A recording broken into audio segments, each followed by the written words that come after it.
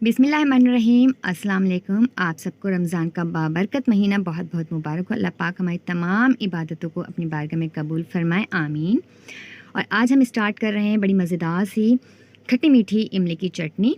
तो सबसे पहले हमने इसके लिए ये इमली है, इसको हमने पानी से साफ़ किया और वॉश करने के बाद हमने इसको 2 गिलास पानी में 100 ग्राम इमली को भिगो दिया है। भिगोने के बाद हमने करना ये है कि हमने पानी अलग कर लेना है और इमली का ये गूदा अलग कर लेना है। और इसके बाद हमने ये करना है कि इस गूदे में से बीज निकाल कर इस गूदे को भी अलग कर लेना है। ये देखें जी, ये हमारे पास पानी है और साथ ही हमारे पास गूदा है, इसके अंदर से हमने तमाम बीज को निकाल दिया है। और अब हमने ये करना है कि जूसर के अंदर इस पानी को डालना है और साथ ही जो ये इमली का हमारे पास गूदा है ये भी हम इसमें शामिल कर देंगे। ये शामिल करने के बाद हमने इसको अच्छे से जो है ना पीस लेना है। ग्राइंड करने के बाद हमने इसको एक छलनी में डालना है और छान लेना है ताकि जो इसके एक्स्ट्रा पार्टिकल्स हैं वो अलग हो जाएं और बड़ी अच्छी सी जो है हमें एक इमली की खट्टी मीठी चटनी मिल जाए। तो हमने इसको इस तरह स्पून से चलाते रहना है। थोड़ा सा टाइम लगेगा लेकिन आप देखिएगा बाद में जो इसके पार्टिकल्स हैं वो बिल्कुल अलग हो जाएंगे। देखिए ये बिल्कुल थोड़े से जो है ना ये अलग हो गए, इसको हम अलग कर देंगे। अब हमारे पास ये इमली का पानी बिल्कुल तैयार है। अब हमने ये करना है कि एक पैन के अंदर हमने डालना है 2 टेबल स्पून कुकिंग ऑयल और इसके अंदर जब ये गर्म हो जाएगा तो हमने हाफ़ टी स्पून डाल देना है ज़ीरा। ज़ीरे का कलर जब चेंज हो जाएगा तो हमने जो इमली का पानी तैयार किया है वो इमली का पानी हम इसके अंदर डाल देंगे और हमने इसको 2 मिनट पकाना है। और इसके बाद हमने इसके अंदर शामिल करना है गुड़। 100 ग्राम हमने लिया है गुड़ और उस गुड़ को हमने कूट लिया था।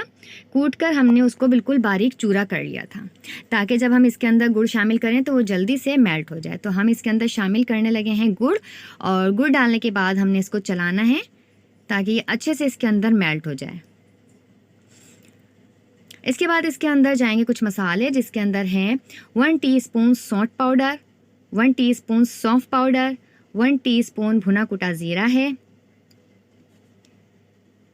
पिसी हुई मिर्चें हैं, लाल मिर्चें हाफ़ टी स्पून ही कुटी हुई लाल मिर्चें हैं, हाफ़ टी स्पून नमक है और हाफ़ टी स्पून जाएगा काला नमक। अगर नहीं पसंद तो आप ना डालें लेकिन जाएगा। ये तमाम मसाले हमने डाल दिए हैं। अब हमने इसको फिर पकाना है। आप इसको 1-2 मिनट फिर पकाएंगे।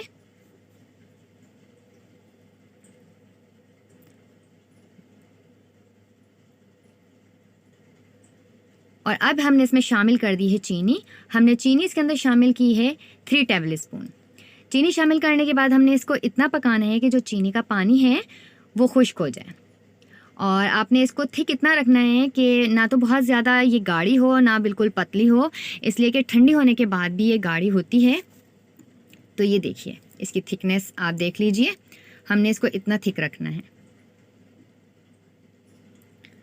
तो ये इसको पकते हुए तकरीबन 3 से 4 मिनट हो गए हैं और हमने इसको पकाया है मीडियम फ्लेम पर। तो अब हमने इसको निकाल लेना है सर्विंग बाउल में। और ये देखें जी, ये हम आपको ठंडा करने के बाद जो है ना दिखा रहे हैं, इसकी थिकनेस आप देख सकते हैं।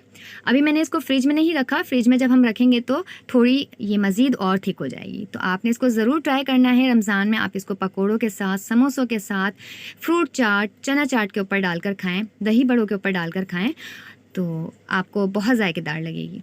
आपने ज़रूर इसको ट्राई करना है और अपना फ़ीडबैक हमें लाजमी देना है कि आपको हमारी ये रेसिपी कैसी लगी।